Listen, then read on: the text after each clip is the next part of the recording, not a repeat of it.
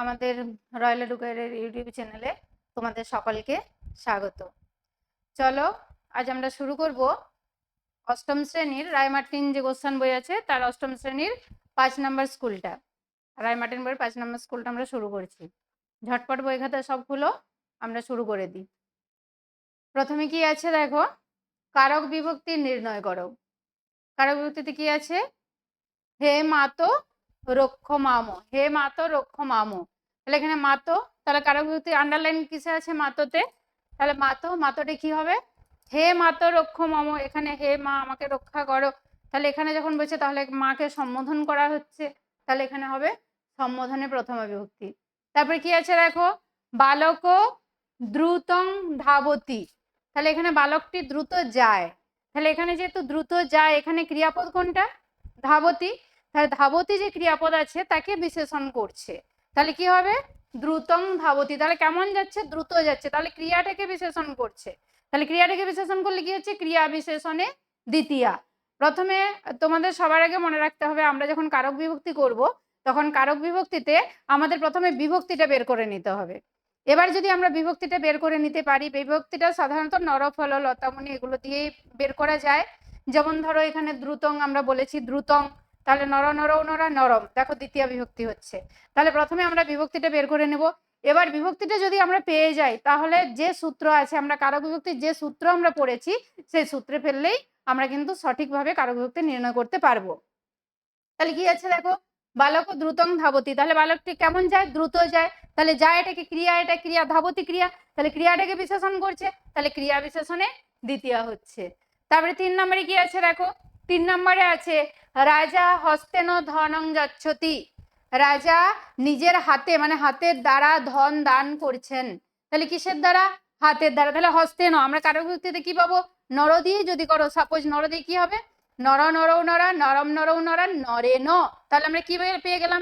নর নরৌ নরা প্রথম বিভক্তি, নরম নরম নরৌ নরা দ্বিতীয়, নরে ন নরাভ্যাম নরে এটা হচ্ছে তৃতীয় বিভক্তি। তাহলে আমরা তৃতীয় বিভক্তি হস্তে ন নরে ন, তাহলে এটা আমরা তৃতীয় বিভক্তি পেয়ে গেলাম। তাহলে তৃতীয় বিভক্তি আমরা যখন পেয়ে গেছি, তাহলে তৃতীয় বিভক্তি সে দান করছে, তাহলে আমরা কি লিখবো?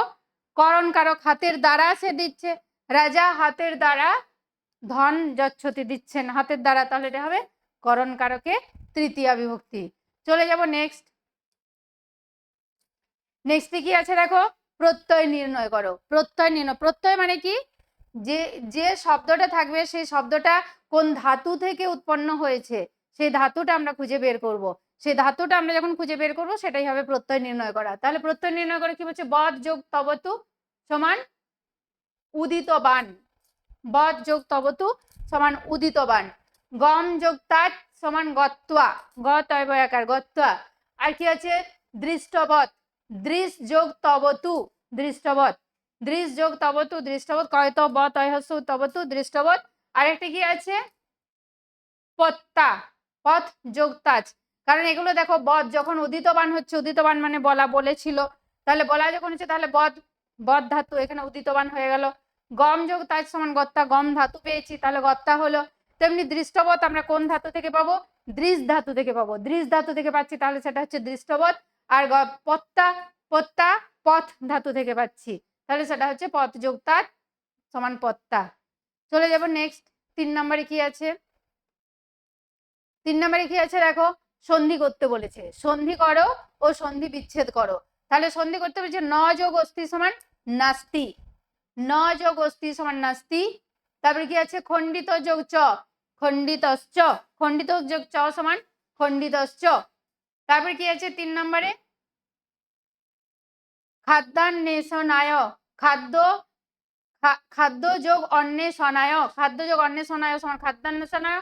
এখানে একটা স্পেলিং মিস্টেক, প্রশ্ন থেকে তোলা হয়নি, এখানে লেখা আছে বানর যোগ অবদত, বানরও বদত, বানরও অবদত, এটা হচ্ছে লুপ্ত, বানরও অবদত, বানর যোগ অবদত সমান বানরও অবদত।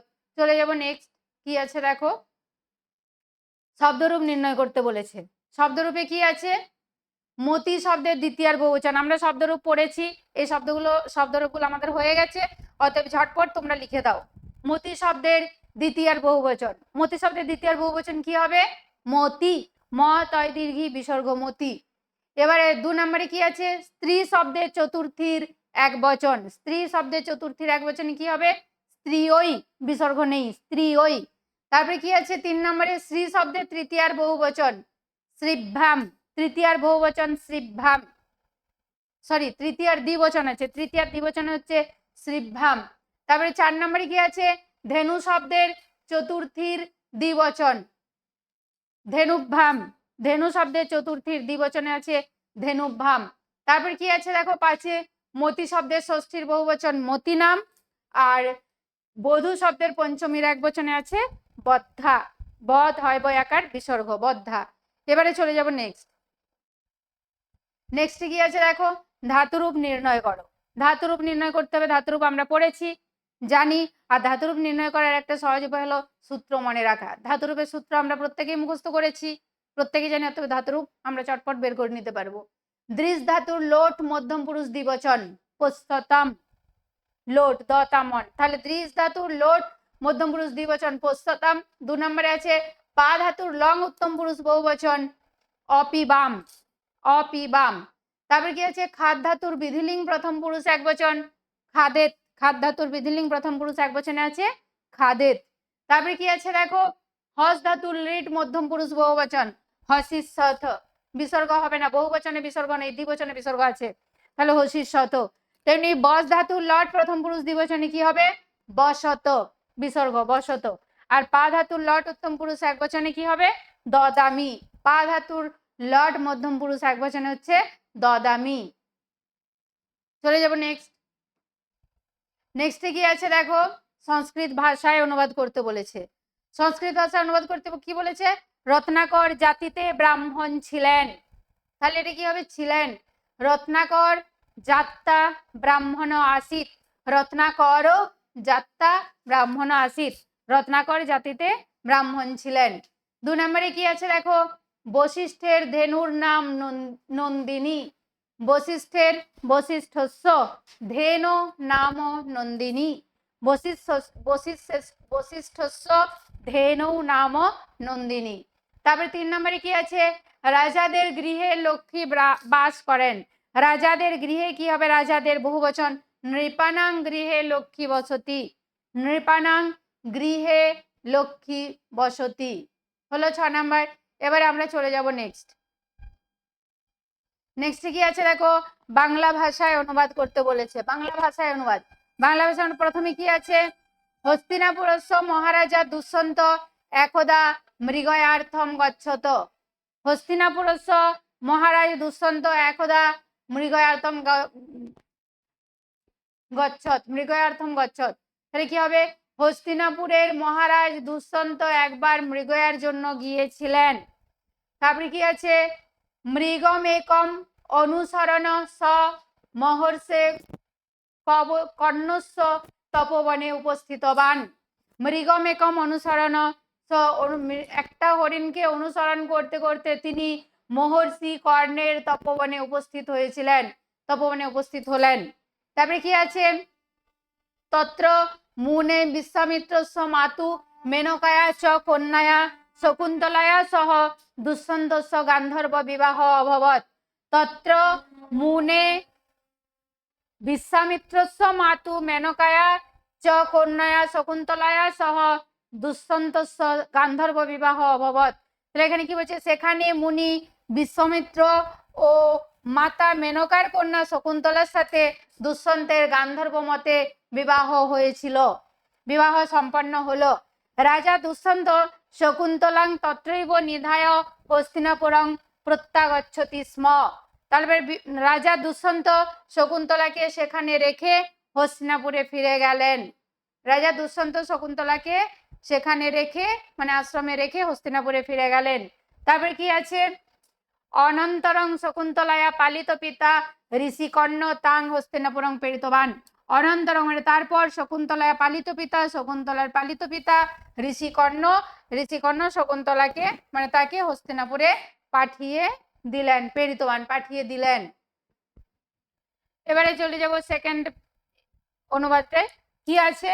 অনন্তরম অসৌ সিংহ খাদ্যান্বেষণায় ব্রাহ্মণ একং গ্রামান্তরং প্রবিশতবান, তাহলে কি বলছে, অনন্তরম অসৌ সিংহ খাদ্যান্বেষণায় ব্রাহ্মণ একং গ্রামান্তরং প্রবিশতবান। তাহলে এখানে কি বলছে, এরপর সেই সিংহটি খাদ্যের সন্ধানে ঘুরতে ঘুরতে একটি গ্রামের ভেতর প্রবেশ করলো। তত্ত্ব গ্রামিক তং পাশাবদ্ধ মকরত, সেখানে গ্রামবাসীরা তাকে জালে বন্দি করলো। তত্র গ্রামিকং মানে গ্রামবাসীরা, তং তাকে, পাশাবদ্ধ মকরত মানে জালে বন্দি করলো। তারপরে কি আছে, তদা সিংহং উপায়ান্তরং নাস্তি ইতি বিচিন্ত উচ্চৈ ঘন ঘোরৌ গর্জনং কর্তুম আরভতে। বলছে তদা সিংহং, তখন সিংহটি অন্য কোনো উপায় নেই ভেবে উচ্চস্বরে ভীষণ গর্জন করতে লাগলো। হলো, তাহলে কি বললাম, তখন সিংহটি অন্য কোনো উপায় নেই ভেবে উচ্চস্বরে ভীষণ গর্জন করতে লাগলো। তারপরে কি আছে, তস্য গর্জনং শ্রুত্বা মুসিক তত্রাগম্য দন্তে পাশং ছিত্ত্বা সিংহ মুক্তবান।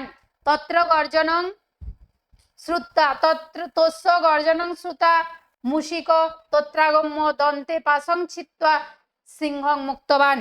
তার গর্জন শুনে একটি ইঁদুর সেখানে এসে দাঁত দিয়ে জাল কেটে সিংহটিকে মুক্ত করলো। দাঁত দিয়ে জাল কেটে সিংহটিকে মুক্ত করলো। তারপর কি আছে, এবমেব মুসিক সিংহস্য প্রাণান রক্ষিতবাম। এইভাবেই ইঁদুরটি সিংহের প্রাণ রক্ষা করলো। তাহলে এটা হচ্ছে আমাদের অষ্টম শ্রেণীর 5 নম্বর স্কুল, এটা আমাদের হয়ে গেল। টাটা, প্রত্যেকেই ভালো থাকো।